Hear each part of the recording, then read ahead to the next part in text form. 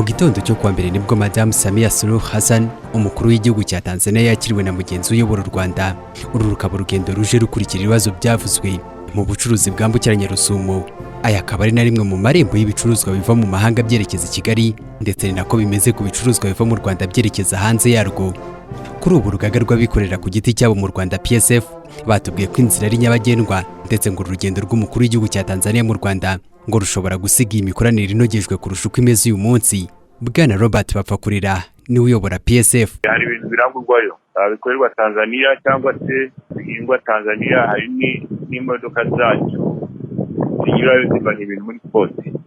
Hafi 90% y'ibintu biza mu Rwanda binyura muri Tanzania. Turahahirana cyane mu bintu by'ibyo kurya, ibigori, imiceri, ikindi hari sima nyinshi abantu barangurayo kunganira iyo mu Rwanda. Icyo nakubwira ko itandukaniro rya Tanzania na Mombasa ni urugendo rurerure. Mombasa ni kure, Tanzania ni hafi. Urumva iyo bakinze kuri poti ibintu byashabwo bikeye bakuba impamvu zitandukanye, bakadutubanyiriza ibihano. Hari byinshi bagenda badufashamo nk'igihugu duturanye kandi tunyuramo cyane. Umva rero ubwo ngubwo byose bizatuma byose byongera no kugenda neza kurusha. Naho ku ruhande rw'abakurikiranira hafi ibihugu byombi bo basanga uru rugendo ruri mu nyungu zihuriweho, kabone n'ubwo ngo zishobora kuba zitangana. Professor Pacifique Maronga: yinjira mu Rwanda biva muri Tanzania nibyo byinshi uko hafi inshuro ebyiri, nta mibare mfite, ariko icyo ni kigaragara. Ikindi kigaragara nuko ubu ngubu inganda z'Abatanzania ziri mu Rwanda ni nyinshi, mu gihe mu Rwanda twe nta nganda nzi cyangwa dufite zikorera muri Tanzania, ku buryo ntazo mfite mu mutwe, ntazo mbona, ariko wenda niba zinahari ni mbarwa ugereranyije inganda z'Abatanzania. Icya gatatu, Tanzania rero ikenera Rwanda.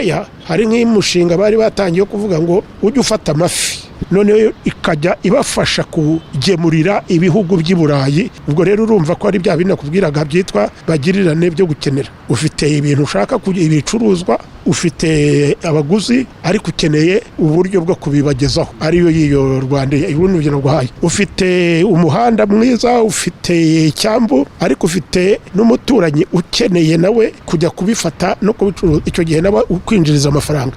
Abantu rero barakenerana, usibye ko atari mu rwego rumwe. Uyu muhanga kandi aremeza ko urugendo rwa Perezida Samia Suluhu Hassan rushobora kuba rugiye kubyutsa imishinga igihugu cye cyemeranijwe n'u Rwanda, ariko yasizwe na Dr. John Joseph Pombe Magufuli. Uwo yasimbuye witwaga Perezida Magufuli Pombe yari hari ibintu bumvikanye n'u Rwanda bijyanye n'ibyo byose by'ubucuruzi, bijyanye n'ibibadire, bijyanye no gufatanya mu bikorwa, ariko no muri diplomasi. Iyo bishinga rero yari ihari, yarakozwe, ariko kuyishyira mu bikorwa yapfuye itagiye mu bikorwa. No kuvuga rero ngo uyu nguyu wamusimbuye cyane yaranamwungirije. Kuba yaramusimbuye rero ibyo byose yarabizi kuko yabigizemo uruhare. Kuza rero hano ni kimwe muri ibyo ngibyo, no kubishyira mu bikorwa, gusinyana amasezerano, bakareba ukuntu byajya mu bikorwa. Kugeza uyu munsi umushinga karundura uzwi ni iyubakwa ry'umuhanda wa gari ya moshi uhuza u Rwanda na Tanzania.